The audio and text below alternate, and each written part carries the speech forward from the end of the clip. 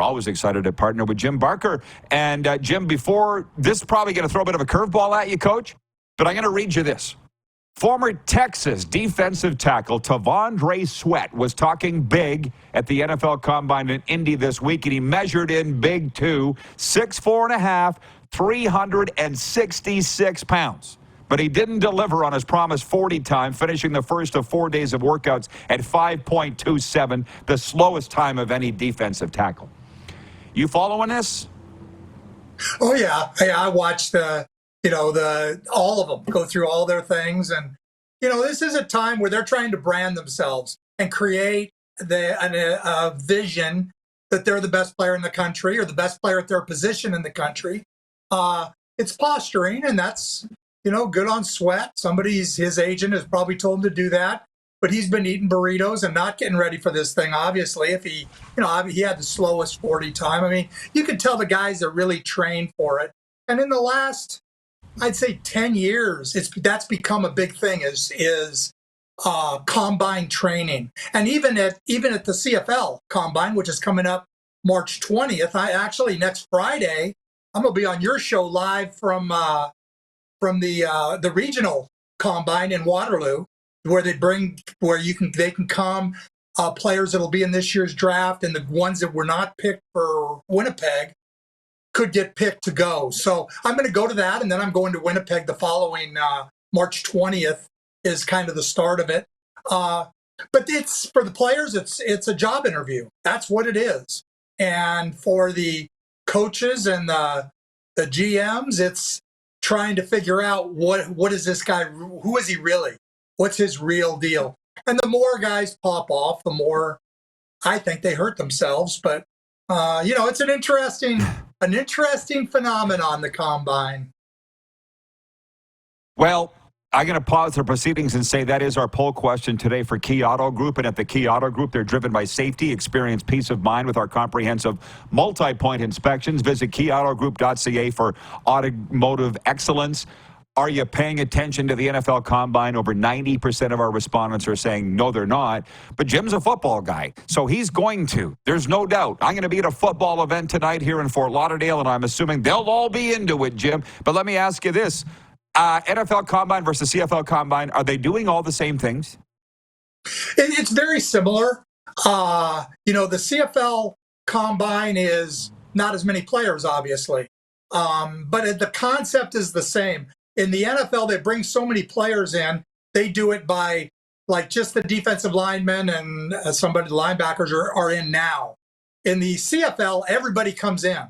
And they'll have a process where every team can interview every player at the CFL. This year, actually, it's going to be brought live streaming on CFL.ca, and I'm going to be dealing with the 40-yard dash. And it basically, for real fans who have an interest in the draft, I'll give them, right now, I'm going through every player on film. So I'll know every player.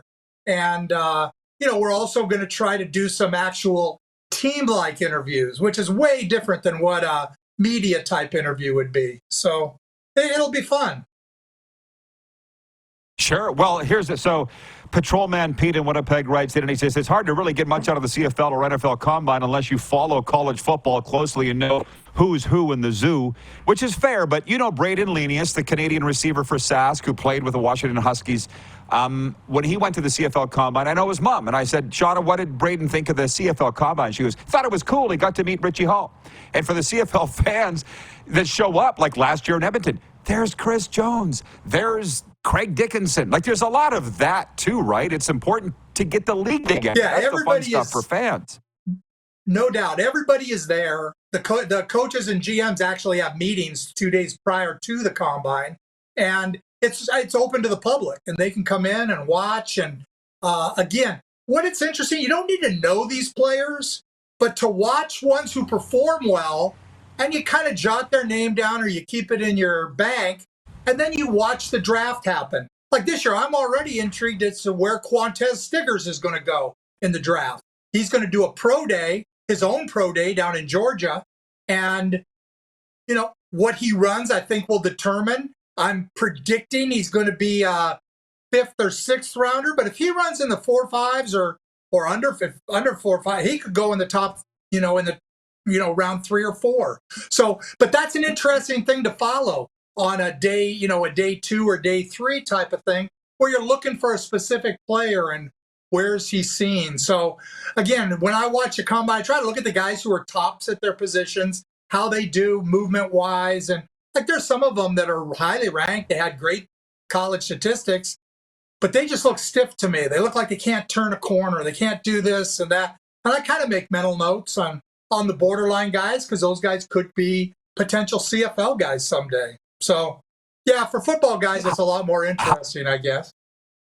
Sure, but how do you feel about this? A Hall of Fame D tackle said to me once, I never seen him do a bench press on the 50-yard line.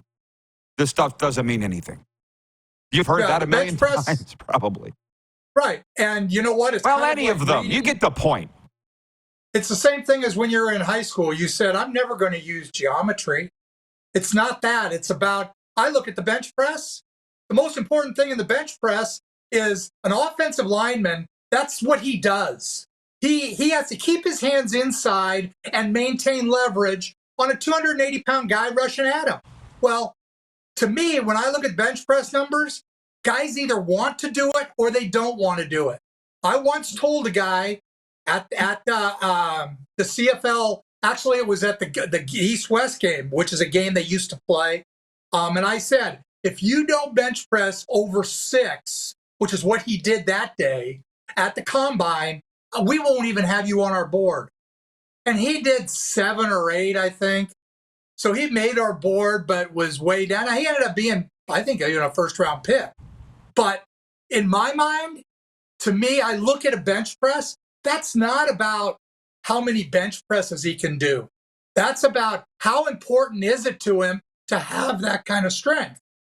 I look at DBs, and if they don't have a vertical jump over 36 inches at the NFL level, they're not a guy that can probably play. I look at it as guys who come down, Americans who come down, who have verticals over 36, I think struggle in our league, because that's a test of athleticism, overall athleticism.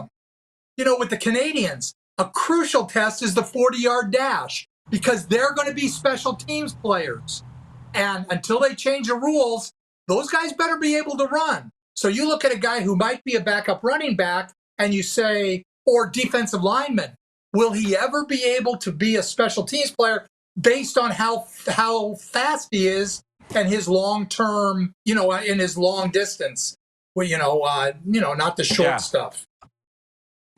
Well, I think what that player was referring to, not just specifically the bench press, but all these, the vertical, the 40, as you say. Like, why are you making a 366-pound defensive tackle do the 40? You're embarrassing the guy, that he's the last place overall. Because what I'm saying here, and I'm enjoying the discussion, is Flutie, Doug, even Darren, Dave Dickinson, how would these guys do at the combine? I'll tell you exactly. Here's a good one for you. So we brought some guys in. I had Flutie in 97 when I came into the league. And we had some of the rookies in, because in those days, the quarterbacks would come in, you'd bring some rookies in, and we were doing testing. And Doug comes over and we're doing the short shuttle. And he says, so what's the best time? And I said, well, we had 1:395, which is a good time. And he says, I'm going to try it. So he jumps in just for giggles and runs a 3.75. I mean, just that was Doug Flutie. It's do those things matter? In certain positions, you're right. A vertical jump on an offensive lineman, a 40-yard dash, doesn't really matter. Does bench press matter to a wide receiver? No, it really doesn't.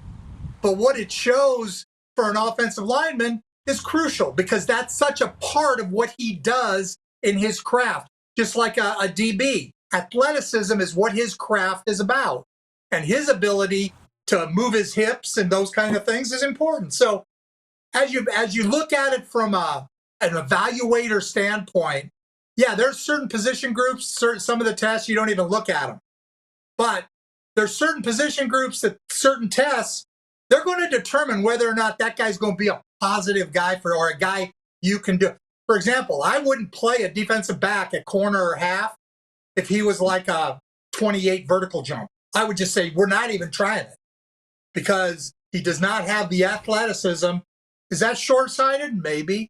But that's kind of experience that I've found in players who have been successful and not been successful. We might have actually talked some people being more interested for the combine now. I know I am. There you go. Robert in Las Vegas says, great insight from Coach Barker. Of course, Patrolman Pete in Winnipeg, very interesting insights from Jim. What you say about the geometry in high school thing reminds me of this. George Cortez had our guys doing a drill, like a one-handed bear crawl from the 10-yard line into the goal line with the ball tucked. And Corey Sheets stopped. He goes, Coach, why you be making us do this? We are never going to have to do this. And we got in a game, and guess what happened? Corey had to crawl from the 10-yard line, and he did. And he came back, and he's like, Coach, now I get it. It worked. You know, so, yeah. It worked. But George, genius. Now, that guy should be in the Hall of Fame. Don't get me started. Are all the coaches' jobs filled, by the way? Because what I'm enjoying out of the NFL Combine coverage is the league stuff. Is Russell Wilson going to be traded? Is Oakland looking for a or Vegas looking for a quarterback? Blah, blah, blah. CFL, any of that stuff on the radar? Coach hiring? I'd say 85 to 90%.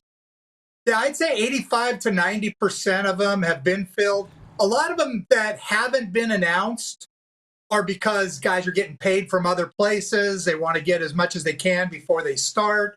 Maybe they're involved with another situation down south. There's a lot of reasons why you don't. I would say that 100% of the spots are pretty much, maybe 95% of the spots are pretty much taken. And then the rest of them are pending situations. I mean, a good example, Mike Miller for the Toronto Argonauts. Great quarterback coach. Used to be the coordinator of the Arizona Cardinals. Well, he's got some health issues. But I can promise you, if he's healthy enough to coach, he's going to coach. And so they'll give him as much time as possible. I saw today they hired Drew Tate as an offensive assistant, right, which kind of gave me a positive, because I'm just like you guys. I gave me a positive feeling that maybe Mike will be back, because I think he's great for our league. I think he's a great coach and a guy that Chad Kelly needs to reach, the levels he wants to reach. So that's kind of with the coaching thing. That's kind of why things take a little bit longer in the CFL. Well, I was happy to see Drew Tate. Right. I was happy to see Drew Tate in there because there's the guy that wants to coach so bad. He's such a good guy. You had him in Calgary, right? Did you? I would assume. Correct. Yeah, he played. Good guy. We had him in Sask. Yeah, he came up in the league with us in Calgary, and then he went back there and coached a little bit. And he's a great kid, and I hope his dad was a great coach. So, hey, can we talk 1 second about the league and the investigation? Because I think it's kind of interesting. If you want to, okay, let's take a break. Can you wait 3 minutes? We'll come back and get into it. Sure. I mean, I just have a couple things because I lived that. And a couple things I thought were really interesting about the league being involved. Jim Barker is with us, and he wanted to talk about the Argos situation. And Jim, if I may, I'll just reread what I read off the top. CFL Commissioner Randy Ambrosie is defending his organization's approach to handling an investigation into allegations against the Argonauts and their quarterback, Chad Kelly. Randy Ambrosie said, quote, the most important thing we have a proper independent investigation done. He said it was too soon to pass judgment or speculate on any sort of punishment. Thoughts?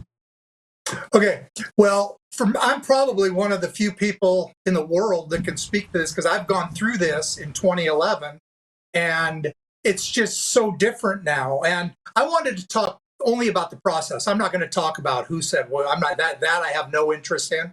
But the process that I went through is very interesting. And the commissioner doing this in 2011, our commissioner was Mark Cohan, and we had a very similar thing. I had let our trainer, I had let her go at the end of the 2011 season, and she filed a sexual discrimination, not harassment, discrimination charge. And basically, Rick Westhead found out about it and wrote, and my name was in the headlines that the team and myself were were being sued for this. So in those days, we didn't have the CFL women in sports things and things like that. So Mark Cohen was not involved at all. I mean, he may have been talking to Mr. Braley, but I don't even know that. The way ours went was Mr. Braley did a team investigation into everything. And at the end of it, he said, we're going to go to court. And that's what we did. We went through the entire process, the whole arbitration thing. But the whole thing about arbitration, which is what makes this whole thing interesting, is that at any point during this, they can settle. Now, they can settle with the complainant getting $1 million, or they can settle with the complainant saying, okay, I'm just going to go away. But when they settle, there's a non-disclosure. So the only thing left on the record is what is in the initial complaint, and that stays on the record. What happens in the arbitration case, in the settlement, is left to guesswork because nobody can talk about, to this day, I won't talk about, the settlement and things like that. Like I say, it's an interesting process. And, Chad Kelly, you mentioned something about him saying he wants this dismissed or whatever. The issue is if they do dismiss it or they say it's settled, they can't dismiss it. You can't dismiss a lawsuit that's been, filed with the government. You can't do that. So what they can do is settle it. And who knows what they settle it? Settle it for this or settle it for she's just going to go away.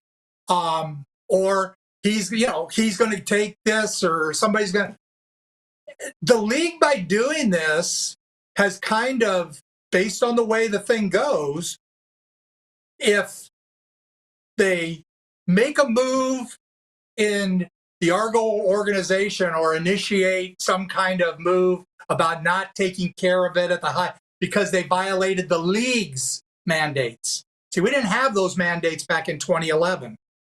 If they want to say that a player violated those, they can do that, but they have to, there's going to be so basically they become judge, juror, executioner. Because if they say we're moving forward and we're going to go to court or whatever, that probably never, it takes 6 to 8 months to happen. And the league takes a bit of heat potentially because they haven't done anything. Oh, they didn't do anything. And again, I understand why they're doing it. I think it's it's a good thing.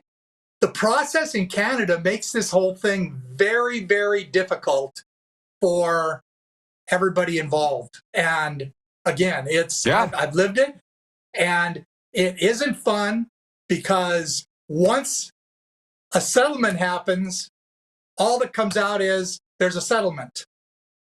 Is it for a max or is it for nothing? Well, yeah, we covered that. But the thing is all I'll say is I was told earlier, you know far more about this than I do. You know the personalities involved. But I was advised this morning to not tar and feather Chad Kelly yet. Yeah. At the start of this thing, there's a lot more hasn't been reported, and it may or may not come out. And who knows if Chad Kelly's going to be quarterback in the Argos this year or not. I know both of them very well. I'm not even going to get into any of that. That's not, to me, the issue is the process. Is it fair for everybody involved at the end of this? Will it be fair for the coach? Will it be fair for the player? Will it be fair for the club? Those are the things I say. It's very difficult to come out of this fair. It's just very difficult. But again, it's going to be very interesting to watch. I don't know. Yeah. It's I'm only dealing with the process. I'm not saying anything about anything, but I think it's we'll hope for the best. Sure. Yep. Hope for the best for everybody, because I'm sure there's a few people having some sleepless nights. Coach, thanks for this. Enjoy the combine. We'll chat with you in a week. All right. Thanks, Rod.